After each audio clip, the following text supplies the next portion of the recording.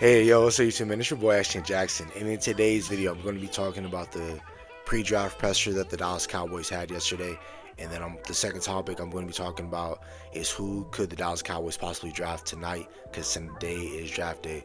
So before we up to the video, I would appreciate if you guys would like the video, subscribe if you're new, comment, and share my videos with anyone you think will enjoy my content. And just to let you guys know, we are hosting the NFL Draft Show on my YouTube page. We're going to be dissecting all the picks tonight, Thursday night, opening night tonight, and we're also going to be doing it Friday as well. We're going to be going over each and every pick, not just the Dallas Cowboys, because when we do draft, especially the draft show, it's an all 32 team production, so I will be talking about the prospects when they are being drafted. They also did update the draft time in terms of how long each team has. Formerly used to be 10, now they moved it down to 8, so that's really good as well. So the first round should pick up in pace, hopefully, but we'll end up seeing. And then also tonight, the draft starts 8 p.m. Eastern Standard Time, so if you guys want to check it out, come check me out, and we're going to have a really good time. So now on the topics of the video, the number one thing that we're going to be talking about is the press conference.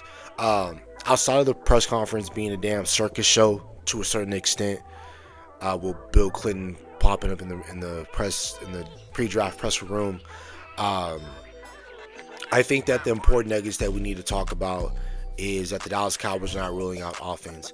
I ultimately think what the Dallas Cowboys would do with 12 and 20 in terms of movement, I think they're going to stay at 12, and I think they might trade back from 20 if they can move back in a decent range within the first round, still keep that fifth-year option, possibly pick up another day 2 draft capital and just pick twice in the first round. If we have a second round pick, a third round pick, a fourth, and that would be really great for the Dallas Cowboys if they can end up getting some sort of haul like that where we get 5 picks inside the top 120. That would be perfect for the Dallas Cowboys if that's what they can pull off tonight.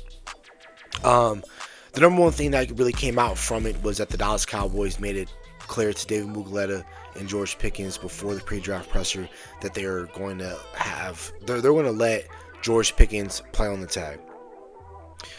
This is what I have to say. Look, I love George Pickens, and I want George Pickens to stay, and I'm going to stand on the table for that. I want George Pickens here because when George Pickens got here, he opened up a hell of a lot of doors for the way in which his offense was ran last year, because there was a lot of teams that gave us light boxes last year.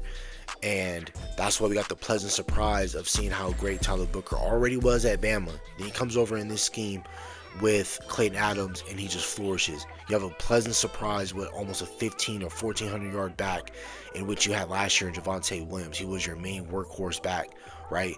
And then in games when we needed George Pickens, you think about Green Bay when CeeDee Lamb was out. We think about Carolina when CeeDee was out.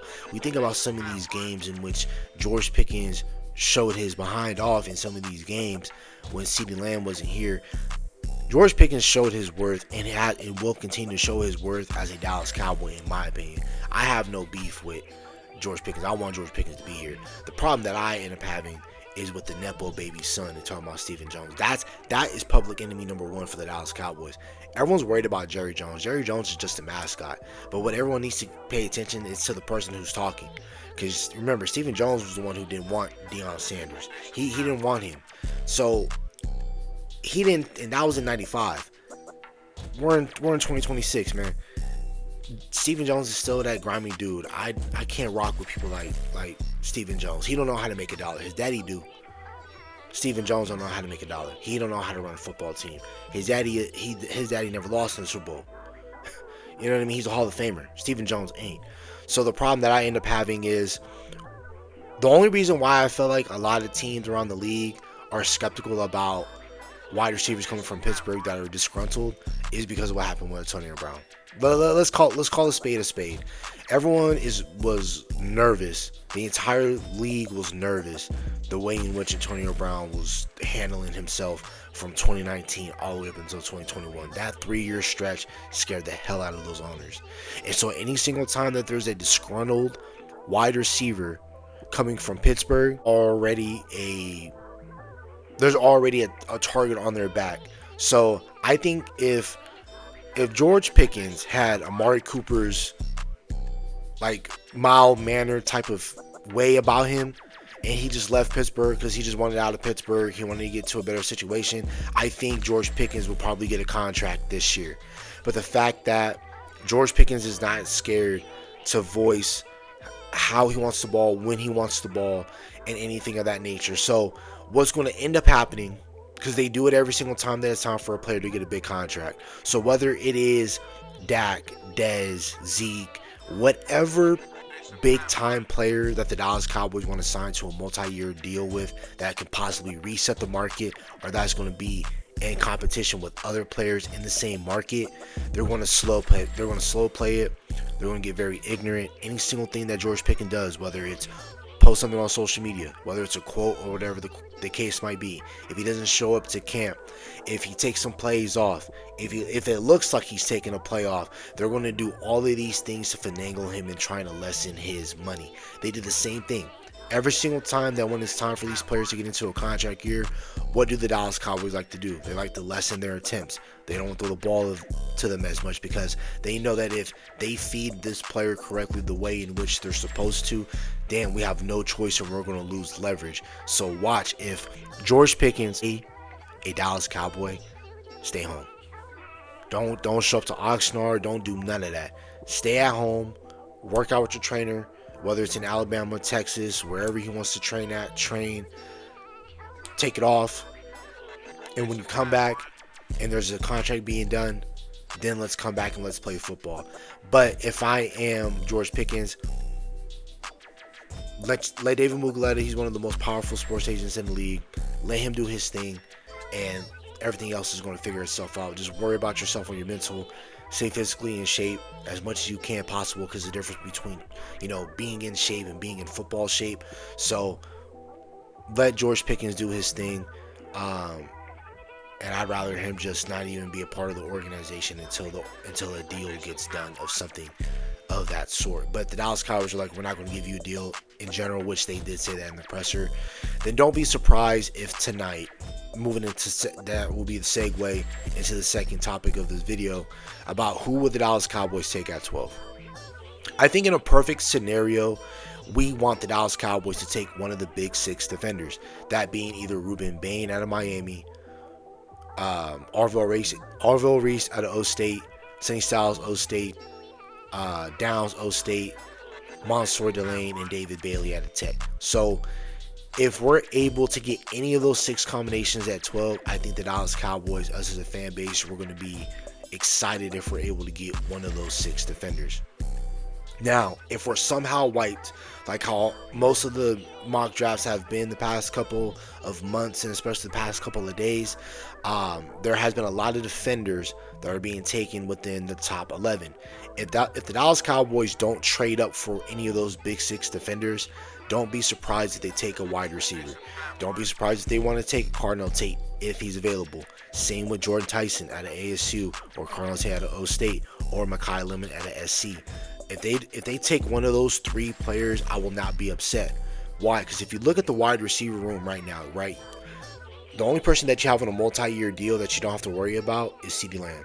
You got Ryan Flournoy on a 2-year deal, George Pickens on a tag 1-year deal.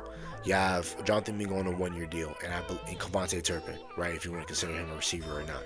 But that's what your wide receiver room consists of, and then you also got to add on Trayshawn Holden. But outside of that, the Dallas Cowboys do have questions long term on their wide receiver spot. So don't be surprised if the Dallas Cowboys are wiped out tonight of defenders and the Dallas Cowboys look to take a wide receiver at 12. Now, I don't personally believe that the Dallas Cowboys are going to be wiped out of the defenders that they want at 12, in my personal opinion, because I feel like if we're, again, going down the top 11, I think Cardinals can be an offensive spot. I think Tennessee can be an offensive spot. I truly believe Cleveland can be an offensive spot, more of like an offensive lineman.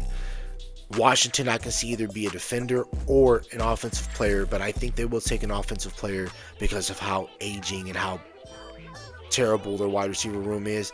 I think the Saints can take either a defender, or more importantly, I think they might take an offensive player. I think the same goes for Kansas City. I think they're a prime spot for defense or offense. I think with the Giants' second pick, I think that would be offense. I won't be surprised if they go offense 5 and 10, because that's what I believe I saw in a Daniel Jeremiah mock, where those offense had picked 5 and 10. So I wouldn't be surprised with that. Miami is a wild card. They can take the best player on their board, or they can trade out for somebody else who wants a player at that spot. So I'll be very cautious of Miami. But by the time you get to 12, I do feel like you will have a defender of your choosing. Now, the quality of defender that you want, you might have to trade up for it. If you want Arvell Reese and he somehow slides, take Arvell Reese. Trade up and go get him. If you want to go get Caleb Downs, you want to trade up and go get him. Because those are my 2 best players on my board. Caleb Downs is number 1, Arvell Reese is number 2. I love those 2 players, and I would love for them to be in Dallas. But also, the more maturing that I'm doing and I'm in this content game and I'm understanding the Dallas Cowboys and even more about football, it's just I can't get caught up in these names. That's why I haven't posted too many mocks or haven't done a mock draft yet. I'm not going to, but because the reason being, you don't know what these, again, there will be a surprise today in the first round, probably in the top 10, but somewhere in the first round, there's going to be a player that you did not see getting drafted in the first round, and then bam, he's there in the first round. Whether that is Chris Johnson out of San Diego State corner, Colton Hood might go top 10, top 15. I don't know. You got to think about maybe where does Peter Woods go? Where does Malcolm Rodriguez? Is that a linebacker from Texas Tech? Is he a prime first round candidate? Those are things that I'm thinking about in this draft, that there could be a surprise in the top 11.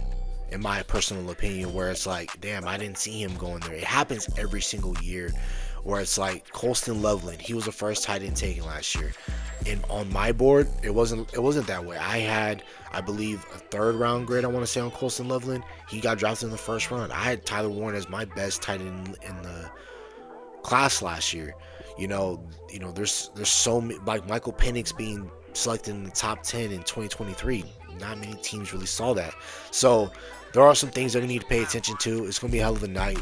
I'm not going to let the Joneses, or I'm not going to let any of the Dallas Cowboy front office members mess up this night, because this is Christmas for me as a football fan. So that's about it for the video. Hope you guys have a nice day. Stay safe, stay blessed.